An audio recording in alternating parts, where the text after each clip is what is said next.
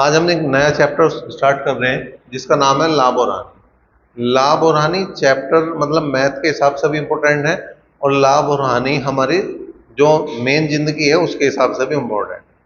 क्योंकि जब तुम्हें हानि हानि हो रही होगी ना तो कुछ नहीं कर पाने के जीवन में, और जब लाभ होना शुरू हो जाएगा फिर सब कुछ कर सको।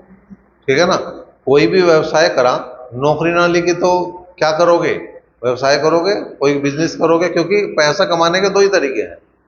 क्या? या तो नौकरी या बिजनेस, इसके अलावा कोई नहीं है दुनिया में। दो तरीके के अलावा तीसरा तरीका कोई ऐसा नहीं बना जो पैसा कमा सकता हो। या तो नौकरी करनी पड़ेगी या तुम्हें कोई व्यवसाय मतलब बिजनेस करना पड़ेगा। हो कुछ भी, कोई चोरी भी कर रहा ना, वो भी एक बिजनेस है, क्योंकि वो रातों की नींद लगा रहा अपनी वहां पर। उसके लिए उसने तमंचा वमंचा भी खरीदा होगा। ठीक है। पूरा बाकायदा प्लानिंग करी होगी, ऐसा थोड़ा ही ना। तो उसका पैसा भी लग रहा। बिजनेस में पैसा ऐसा नहीं कि पैसा ज्यादा लगेगा तभी बिजनेस होगा, 5 7 10 लाख या करोड़ रुपए लगाऊंगा तभी बिजनेस होगा, नहीं। वो जो उन्होंने 5 4 हजार रुपए का कोई तमंचा खरीद लिया होगा उससे बिजनेस स्टार्ट हो गया उसका। तो मतलब मेरा कहने का मतलब वो तरीका कुछ भी हो सके, लेकिन तरीके दो ही हैं पैसा कमाने के। एक तो नौकरी और दूसरा व्यवसाय। तो नौकरी के लिए तो तैयारी कर रहे इसलिए जरूरी है, और नौकरी ना लगी तो फिर बिजनेस करना पड़ेगा, उसके लिए भी जरूरी है। तो दोनों के लिए ही ये चैप्टर जो है बड़ा ही खास है। लाभ हानि में क्या है? मेन हुआ है 3 चीज। एक हुआ है क्रय मूल्य, एक होता है विक्रय मूल्य,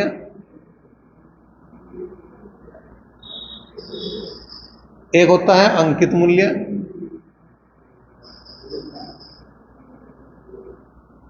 ठीक है जी। मेन 3 चीज हो है। आगे बढ़ाना चाहें तो हम एक चीज और बढ़ा सकें। अंकित मूल्य जो है वो टैक्स के साथ, विद टैक्स, लेकिन उसे छोड़ दो अभी। कॉस्ट प्राइस बोल रहे हैं इसे, ये सेलिंग प्राइस हो गया, और ये हो गया एमआरपी, मैक्सिमम रिटेल प्राइस। कोई भी चीज जो है इससे ज्यादा नहीं ले सकते तुम। अगर किसी किताब पे 500 रुपये लिखा हुआ तो तुम ज्यादा से ज्यादा उस किताब की कीमत क्या दोगे? 500 रुपये। उससे ज्यादा तुम देने के। ऐसा थोड़ी है कि 500 रुपये लिख रहा कुछ नहीं, मैं तो 600 रुपये मिलूंगा, ऐसा तो नहीं है। नहीं, उसे उतने में या उससे कम में लेने की कोशिश करेंगे। जो मैक्सिमम है, इससे ज्यादा जो है हमारे से कोई नहीं ले सकता। अगर वो चीज उससे ज्यादा में मिल रही है तो इसका मतलब उसका ब्लैक हो रहा, उसका ब्लैक हो रहा, उसकी मार्केट में शॉर्टेज है। तो कई बार जब ब्लैक हो जाती है तो वहां पे क्या हो जाएगा, उसका मतलब वहां पे उसका रेट जो है तुम्हें उससे ज्यादा भी देना पड़ सके।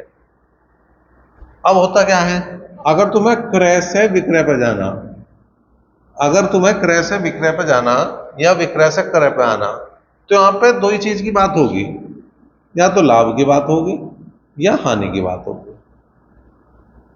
या तो लाभ की बात होगी या हानि की बात होगी। ठीक है। अगर तुम्हें विक्रय और अंकित की बात कर रहे हैं, विक्रय और अंकित की बात कर रहे हैं, तो यहां पे छूट की बात होगी, डिस्काउंट की बात होगी हमेशा। ठीक। लाभ जुड़ता है, हानि घटती है, और डिस्काउंट हमेशा घटता है। ठीक। एक ऐसा भी हो जाता है क्वेश्चन कि क्रय मूल्य देगा, डायरेक्ट अंकित मूल्य पे हमें पहुंचना पड़ेगा। अब उसके दो तरीके हैं। या तो जैसे यहां से हमें खजौली से हमें जाना दिल्ली, तो हम डायरेक्ट दिल्ली की बस पकड़ लें। एक तरीका तो है चोपड़े पे गए और वहां से हमने डायरेक्ट दिल्ली की बस पकड़ ली, हमें ना कहीं बदलना ना कुछ करना। एक तरीका यो है कि यहां से मेरठ की पकड़े और मेरठ से दिल्ली की पकड़े। और वो दूसरा तरीका यो है कि पहले क्रय से हम विक्रय पावे और फिर विक्रय से अंकित पे जाएंगे। अब यहाँ पे हम तुम्हें एक एक चीज लेके चलेंगे कि सबसे पहले जो बात करेंगे क्रय से विक्रय की बात करेंगे, विक्रय से क्रय की बात करेंगे, लाभ की बात करेंगे, हानि की बात करेंगे। इन 4 चीज की ही बात करेंगे। फिर हम दूसरी बात करेंगे, विक्रय से अंकित की बात करेंगे। विक्रय से जब अंकित की बात करेंगे तो वहां डिस्काउंट की भी बात करेंगे। तो यहाँ पे 3 चीज हैं, यहाँ पे ये 4 चीज हैं। ठीक है। और फिर जो है जब यहां से यहां तक की बात होगी तो वहां तुम्हें लाभ हानि की बात होगी, वहां डिस्काउंट की बात होगी, वहां इन दोनों चीज की बात हो सकती है। लाभ और हानि कोई एक चीज दे रखी होगी और साथ साथ उसने डिस्काउंट भी दे रखा होगा। तो एक एक चीज को समझने की कोशिश करेंगे कि अगर क्वेश्चन यहां से और यहां तक के बीच का है तो कैसे करना, यहां से और यहां तक के बीच का है तो कैसे करना, यहां से और यहां तक के बीच का है तो कैसे करना। तो सबसे पहले शुरुआत करेंगे हम क्रय से विक्रय की। सबसे पहली बात हमने क्रय और विक्रय की ही करी। क्वेश्चन लिया हमने, यदि एक वस्तु का क्रय मूल्य 1000 रुपए है तथा उसको 25% लाभ पर बेचा जाए तो वस्तु का विक्रय मूल्य क्या होगा। तो तुम्हें क्या ध्यान रखना, 100% जो है वो होगा तुम्हारा क्रय मूल्य, क्रय मूल्य के कॉस्ट प्राइस के होगा, और 100 प्लस माइनस परसेंटेज जो भी दे रखी है, ठीक है जी, वो हो जाएगा तुम्हारा विक्रय मूल्य।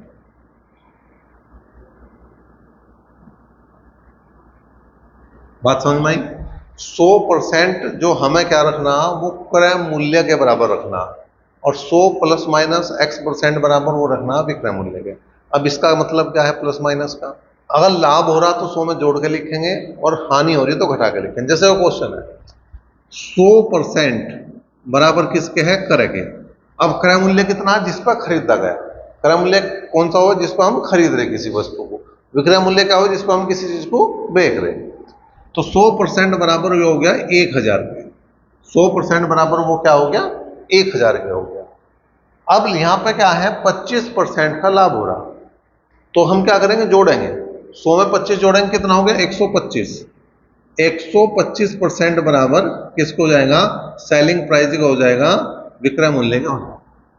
कर दो भैया, 20 से 20 गई तो जो सेलिंग प्राइस आ गया इसका वो आ गया 1250 रुपये। बहुत आसान सा ये काम तुम्हारा हो गया। देखो भाई, सवाल देखने में जो का तू है, लेकिन दो शब्दों का चेंज है। यहाँ पहले क्रय था, यहाँ पहले विक्रय था।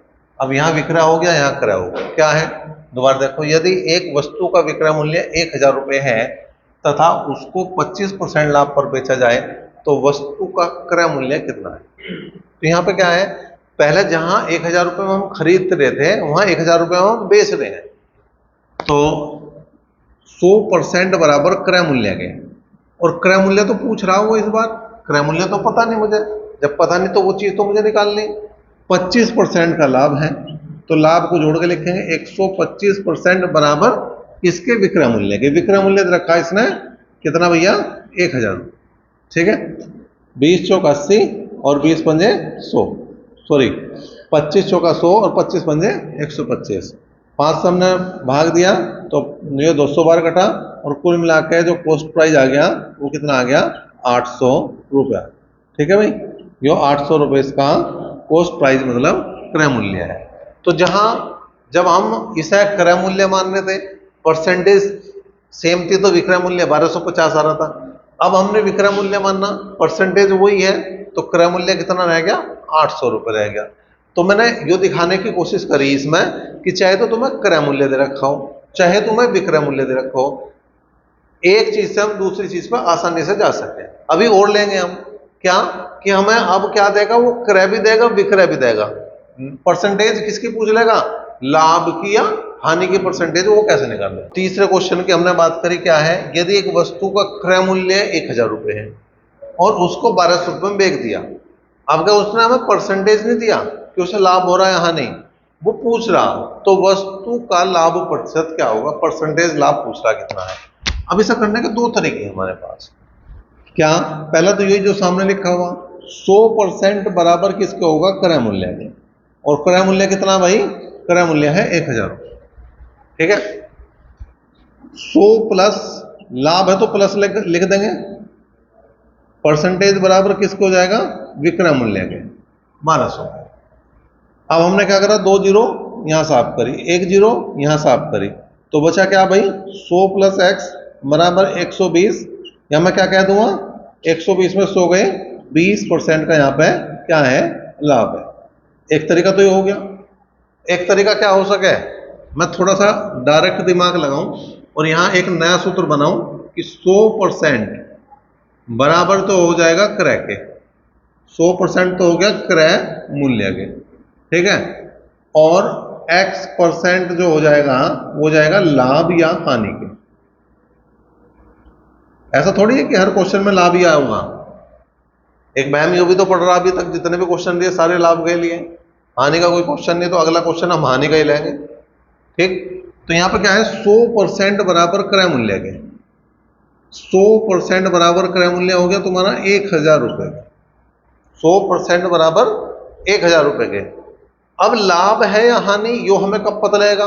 देखो, अगर लाभ की मैं बात करूं तो ध्यान रखना कि तुम्हारा जो है क्या, विक्रय मूल्य, विक्रय मूल्य बड़ा होना चाहिए क्रय मूल्य से। अगर विक्रय मूल्य ज्यादा है क्रय मूल्य से तो उस क्वेश्चन में हमेशा लाभ होगा। ठीक है, और अगर मैं हानि की बात कर रहा हूं तो क्या होगी भाई, तो विक्रय मूल्य हमेशा छोटा हो जाएगा। अगर विक्रय मूल्य छोटा पड़ गया, अगर विक्रय मूल्य छोटा पड़ गया क्रय मूल्य से, वो हो जाएगा तुम्हारा क्या, हानि वाला क्वेश्चन। अब यो क्या लगा दिया जी, यो नो समझो जिधर चोंच है वो छोटा है, जिधर खुला हुआ है, ठीक है, वो बड़ा है। ठीक है, जिधर चोंच है वो छोटा है और जिधर खुला हुआ है वो बड़ा है। जब तुमने पहले देखा वो चूल्हा जला था, चूल्हे में कितनी बड़ी लकड़ी दे दो सब छोटे होते चले जाते, तो इधर से मुंह खुला हुआ बड़ा है ना, इसके सामने सब छोटे हैं। तो वही बात है यहाँ पे, लाभ में तुम्हें क्या है, विक्रय मूल्य बड़ा होना चाहिए क्रय मूल्य से, और हानि में क्या है, विक्रय मूल्य छोटा होना चाहिए। अब यहाँ पे देखो, 1000 रुपए में खरीदा, 1200 में बेच दिया, तो क्रय मूल्य ज्यादा है या विक्रय मूल्य? विक्रय मूल्य ज्यादा है। विक्रय मूल्य ज्यादा लग रहा, कितना ज्यादा है, 200 रुपए ज्यादा है। अब मैंने वो 200 रुपए ही ज्यादा लिख दिए, ठीक है, और यहाँ पे अब वो लाभ परसेंटेज आ जाएगा मेरा, अब वो लाभ परसेंटेज रह गया, 2 जीरो 2 जीरो गई, 1 जीरो से 1 जीरो गई, तो लाभ परसेंटेज अपने आप ही कितना आ गया, 20%। ठीक है, तो दोनों ही तरीके सही हैं। ठीक, यो इसलिए बताया कि डायरेक्ट इस सूत्र से ही हो रहा, लेकिन ये इसलिए बताया क्योंकि इसमें समय कम लगेगा, और जितने भी क्वेश्चन हम करेंगे वो इसी तरीके से करेंगे, ना कि इस तरीके से। इसमें हमारी कैलकुलेशन फंसने वाले चांस रहेंगे, जो हमारा डायरेक्ट आंसर पर ले जाने वाला है। तो यहाँ पे समय कम लगेगा, यहाँ पे थोड़ा सा समय ज्यादा लगेगा। बता मैंने दोनों दिए, अगर तुम्हें लग रहा कि हमें तो इसमें ही कम समय लग रहा तो तुम इससे भी कर सको, कोई प्रतिबंधित नहीं, कोई आदेश नहीं है, ये निर्देश है। ठीक है, आप जो है किसी भी तरीके से कर सको, इससे भी या इससे भी। एक नया क्वेश्चन लिया गया है, यदि एक वस्तु का क्रय मूल्य 1000 रुपए है तथा उसको 750 रुपए में बेचा जाए तो वस्तु का लाभ या हानि प्रतिशत क्या होगा, ये बताना। अब क्वेश्चन में जो कहनी ना कि हानि हो रही, ना वो ये कह रहा कि लाभ हो रहा, तुम्हें खुद डिसाइड करना कि इस क्वेश्चन में लाभ है या हानि है। अब वो कैसे पता लगेगा, वो इस बात से पता लगेगा जो पहले ही हमने बता दी। लाभ के लिए क्या है, विक्रय मूल्य हमेशा बड़ा होना चाहिए क्रय से। हानि के लिए क्या है, विक्रय मूल्य हमेशा छोटा होना चाहिए क्रय से। तो क्या क्रय जो है वो विक्रय से छोटा है या बड़ा है, यो पहले डिसाइड करो। क्या 1000 रुपये 750 से कम है या ज्यादा है? तो ज्यादा है, क्रय ज्यादा है, विक्रय कम है। जब क्रय ज्यादा और विक्रय कम हो जाए तो मतलब हानि होनी है। तो ये क्वेश्चन किसका है, हानि का। तो ये तो निश्चित पता लग गया मुझे कि ये लाभ का क्वेश्चन नहीं है, इस क्वेश्चन में जो आंसर आना वो हानि वाला है। बाकी काम जैसे ये लिखा उसके हिसाब से करेंगे। 100% बराबर किसके है, क्रय मूल्य के। क्रय मूल्य कितना भैया, 1000 रुपए। क्रय मूल्य कितना, 1000 के। ठीक है, अब मैं यहां डायरेक्ट लिख सकूं कि मुझे पता है हानि है, तो हानि प्रतिशत बराबर, और अगर नहीं पता होगा तो मैं एक्स लिख दूंगा, कोई दिक्कत नहीं। अब यहां पर 100 में से 750 घटा दो, 100 में से 750 घटा दो तो 250 आ गया। 100 में से 750 घटा दिए तो 250 आ गया, तो 250 रुपए की हानि है। तो यहां 2 जीरो से 2 जीरो गई, ठीक है, 1 जीरो से 1 जीरो गई, तो जो हानि प्रतिशत है, जो हानि प्रतिशत है वो कितना है, वो 25%, वो 25% है। तो इसका जो उत्तर बनेगा वो 25% है। अगला क्वेश्चन, यदि एक वस्तु का क्रय मूल्य 1200 रुपए है तथा उसको 1500 रुपए में बेचा जाए तो वस्तु का लाभ या हानि क्या हो? फिर वही बात है कि पहला क्वेश्चन में हमें देखना पड़ेगा लाभ हो रहा या हानि हो रही। क्या क्रय हमारा विक्रय से कम है या क्रय हमारा विक्रय से ज्यादा है? लेकिन हमने देखा कि जो क्रय है वो 1200 रुपए और विक्रय 1500 रुपए, और उसे मोटे से मोटे बुद्धि वाला आदमी जिसने आज तक कुछ ना करा हो उसे पता कि 1200 जो है वो 1500 से छोटा है। इसका मतलब उसे पता लग गया कि क्रय जो है वो विक्रय से छोटा है, और अगर क्रय विक्रय से छोटा हो जाए तो हमें लाभ होता है। ठीक है, लाभ हो गया। तो यहां पे लिखेंगे हम 100%, 100% बराबर 1200 पे। अब लाभ कितने का है? 300 रुपए का। लाभ कितने का है? 300 रुपए का। ठीक है, और यहां लिखेंगे हम लाभ प्रतिशत। अब 300 चौका 1200 और 25 चौका 100, तो जो लाभ आ गया वो कितना आ गया भाई? 25% है। लाभ जो आ गया वो कितना आ गया तुम्हारा? 25% है। करो, देखो क्या है अगला क्वेश्चन। यदि एक वस्तु का क्रय मूल्य 1200 रुपए है और उसको 10% हानि पर बेचा जाए तो वस्तु का विक्रय मूल्य क्या हो? अब देखो ये क्वेश्चन जो लिया केवल इसलिए लिया कि हानि वाला क्वेश्चन नहीं हुआ। तो 100% बराबर किसके हैं? 1200 के। ठीक है, अब उसको 10% की हानि हो रही है, इसका मतलब यहां क्या लिखूं मैं? 90 लिखूं ऐसा। ठीक है, बराबर किसके हैं? बराबर है विक्रय मूल्य के, सेलिंग प्राइस के। ठीक है भाई, 20 गई तो सेलिंग प्राइस जो कितना आ गया? 12 निम्मा 108, 1080 रुपये। ठीक है, एक तरीका तो ये हो गया। एक तरीका क्या है? तुम ये देखो जी, 100% बराबर किसके हैं? 1200 के। अब इससे कर लो, इस वाले से भी करके देखो। 10% की हानि है तो हम हानि रुपए में निकाल लेंगे कितनी है हानि। 20 से 20 गई तो जो हानि आई वही 120 रुपए, 120 रुपए की हानि है। ठीक है, हमें निकालना विक्रय मूल्य। विक्रय मूल्य, अगर विक्रय मूल्य निकालना, लाभ वाले क्वेश्चन में क्रय मूल्य में जोड़ दो लाभ, और हानि वाले में क्रय मूल्य में घटा दो हानि। तो 1200 में घटा दो 120, तो वही आ गया 1080 रुपए। ठीक है, तो इतना घूम फिर के जाने की कोई जरूरत नहीं, यो वाला तरीका सही है।